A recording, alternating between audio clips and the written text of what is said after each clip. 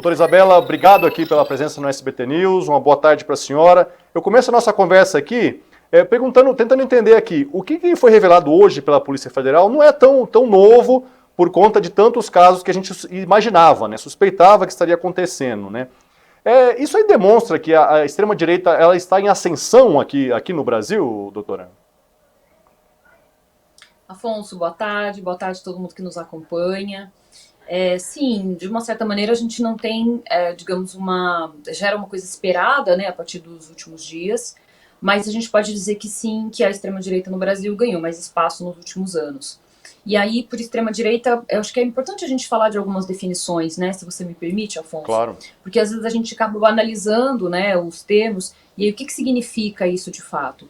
A gente chama de extrema-direita grupos, organizações ou atores políticos que querem romper com a ordem democrática. Então existe um jogo democrático, existem as constituições, existe o Estado democrático de direito, e a extrema-direita, a gente chama esses movimentos, né, e podem ser partidos políticos, inclusive, né, podem ser partidos políticos de inspiração fascista, de inspiração neonazista, ou atores que não necessariamente são, obviamente, um partido, por exemplo, neofascista, mas que se usam de diferentes elementos para romper com as instituições democráticas e para romper com a ordem estabelecida, para tumultuar eleições, para se perpetuar no poder de uma forma não democrática. Então, de maneira resumida, ainda que possa variar em cada país, isso é extrema-direita.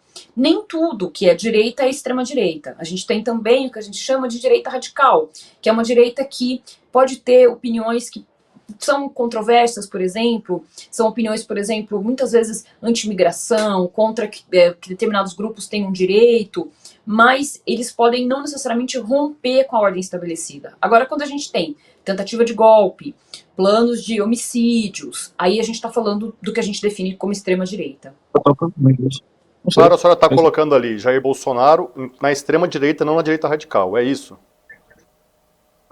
Até o momento, eu acho que esse é o ponto. A gente costumava entender o seguinte, que Jair Bolsonaro era um candidato de direita radical com uma base de extrema-direita. Então, o que isso quer dizer? Bolsonaro, até um dado momento, inclusive quando ele é eleito, a gente pode chamá-lo de direita radical, mas, enfim, como ele participou das eleições e ele tinha uma base que era de extrema-direita, e base de extrema-direita, eu quero dizer, inclusive, a gente tem informações de grupos neonazistas, né? Mas como uma base de extrema-direita. Agora, ao se comprovar o que tem os indícios das investigações, principalmente desse inquérito e das informações que a gente tem do indiciamento dessa tarde, se ficar comprovado que Jair Bolsonaro conspirou contra o Estado Democrático de Direito, estava envolvido no plano de assassinato de presidente eleito, vice-presidente e membro da Suprema Corte, aí sim a gente pode caracterizar isso como extrema-direita. A Polícia Federal já indiciou Bolsonaro por outros 2 casos também, além desse de hoje, né? De alguma forma, pelo que a senhora acompanha, pelos seus estudos aí, ele tem perdido o apoio por conta desses indiciamentos? Bom, os indiciamentos anteriores, né, uma tem a ver com o cartão de vacinas e a outra com as joias, né? Então, nesse caso, ainda mesmo no processo de Bolsonaro também se tornou inelegível, né, do ponto de vista da justiça eleitoral, até o ano de 2030. Mas o que acabou acontecendo com o Bolsonaro? A gente viu na eleição municipal, agora em 2024, um fenômeno que foi muitos políticos, inclusive em capitais, isso é o caso, inclusive, da cidade de São Paulo, de onde eu falo agora, aceitaram o apoio de Bolsonaro e alguns aceitaram de uma maneira discreta, digamos assim. Então, eles não recusaram a figura de Bolsonaro, porque entendem que a figura de Bolsonaro, naquele momento, era uma figura-chave ainda para a direita como um todo, né? Sendo num bloco desde centro-direita até extrema-direita. E aí, o que acontece agora? À medida que a gente vai tendo essas informações e, eventualmente, indiciamentos, eventualmente denúncias que se tornam mais concretas e até processos judiciais, a figura de Bolsonaro, a meu ver, a partir dessas questões, vai se tornando uma espécie de persona non grata. Ou seja, se eleva muito o custo político de continuar ao lado de Bolsonaro ou continuar apoiando Bolsonaro, uma vez que se comprove essas denúncias que estão em tela. Então, o que tem acontecido? mesmo com o processo de inegibilidade, o processo de inegibilidade diminuiu as chances de Bolsonaro, pelo menos no médio prazo, de pensar sua carreira política, mas não diminuiu o papel do Bolsonaro como cabo eleitoral, ou seja, ele se tornou um ator político relevante, apoiou prefeitos em diversas capitais, diversas cidades, estava no PL como presidente de honra, então ele atuava politicamente. Ele se enfraqueceu um pouco, relativamente, mas continuou uma figura forte na direita. Agora, a partir de anteontem, né, quando a gente passa a ter a divulgação de um documento de 3 páginas para assassinar 3, 4 pessoas, de uma planilha que detalha passos seguintes a um golpe de Estado, o custo de ficar ao lado de Bolsonaro, ao meu ver, o custo político, então eu não estou falando de uma dimensão jurídica, o custo político disso se eleva muito. Isso não significa que todas as figuras do entorno do Bolsonaro vão parar de apoiá-lo ou vão se afastar dele, mas o custo passa a ser muito mais alto do que já era no período só da inegibilidade. Aquele caso aqui, daquele homem que ficou sendo conhecido como homem-bomba, né? O tio França, que se explodiu na frente do Supremo Tribunal Federal depois de atear umas bombas ali à Estátua da Justiça. Naquela ocasião, discutia-se ali que o ato dele já teria acabado, enterrado ali aquele projeto de anistia que poderia beneficiar os golpistas lá de 8 de janeiro. Com esse indiciamento, a gente pode considerar isso, que agora acabou de vez essa questão da anistia, ou não dá para esperar isso da classe política do Brasil neste momento, professora? Afonso, minha análise com o caso do atentado especificamente desses artefatos explosivos que aconteceram no STF, minha análise é de que eles não enterravam o processo de anistia como um todo. Minha análise era de que a oposição a essa tentativa ganhava força, ganhava argumento, mas não enterrava totalmente. Então, ou seja, havia sim ainda a possibilidade, diminuída, claro, perdia muita força, mas isso, de uma certa maneira, dava mais munição para quem era contra a anistia do que necessariamente um recuo apenas de quem era a favor da anistia. Agora, a partir desse momento, do que a gente está falando hoje, das informações que a gente tem, das informações públicas, do que tem sido publicado na imprensa, agora eu acho que sim. Eu acho que o custo pedir anistia para uma situação que eu acho que, digamos assim, se defendia uma certa ambiguidade em relação aos atos do 8 de janeiro. E aí onde estava essa ambiguidade, Afonso? Estava no sentido de dizer que essas pessoas elas não tinham invadido os prédios públicos com o objetivo direto de golpe de Estado, de tomar o poder. Então, ou seja, a questão da anistia estava exatamente em tentar explorar essa espécie de ambiguidade, digamos assim. No entanto, a partir do momento que a gente tem um documento que diz claramente em assassinar presidente, o seu mais direto na linha sucessória, o vice-presidente, o responsável pela justiça eleitoral no Brasil, no caso Alexandre de Moraes, que estava no TSE no momento, a partir do momento que a gente tem isso claramente colocado, essa ambiguidade ela se torna nula. Não dá mais para dizer que as pessoas não queriam dar um golpe de Estado, que os atores envolvidos, né, nesse caso 37 atores que estão sendo indiciados, que eles não estavam envolvidos num plano de golpe de Estado, eles estavam, né?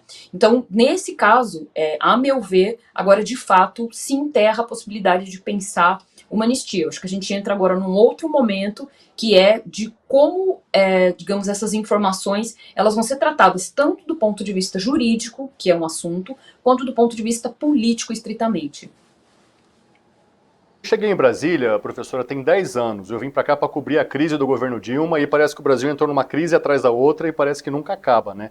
Essa polarização, essa radicalização. Semana passada a gente estava discutindo aqui como acabar com a radicalização no país. A senhora consegue prever algo aí daqui para frente, diante dessa... Se caso tudo isso se comprove, claro, que a Polícia Federal trouxe, o que a gente vai conseguir? Como que a gente vai conseguir voltar ao normal? O que falta para a gente voltar ao normal? Acabar com a radicalização em termos de diálogos minimamente civilizados com as pessoas, temos menos brigas e mais conversas, debates e relacionamentos saudáveis.